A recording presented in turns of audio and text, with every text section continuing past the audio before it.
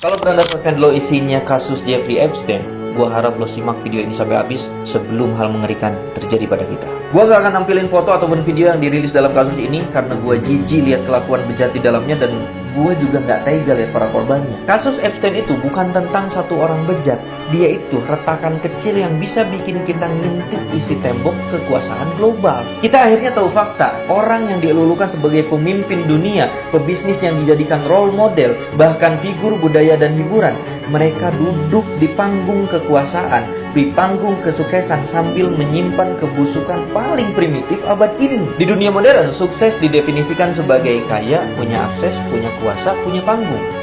Soal akhlak, itu urusan private, kata mereka. Yang penting, branding terlihat bersih. Kasus Epstein membuka fakta pahit kalau kesuksesan versi dunia tidak mensyaratkan moral.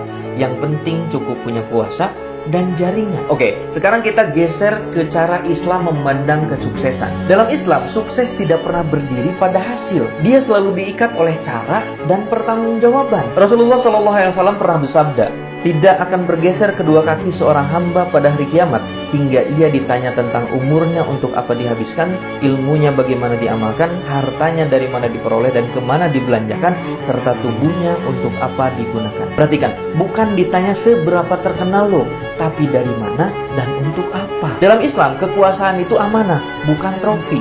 Harta itu ujian, bukan tanda kemuliaan.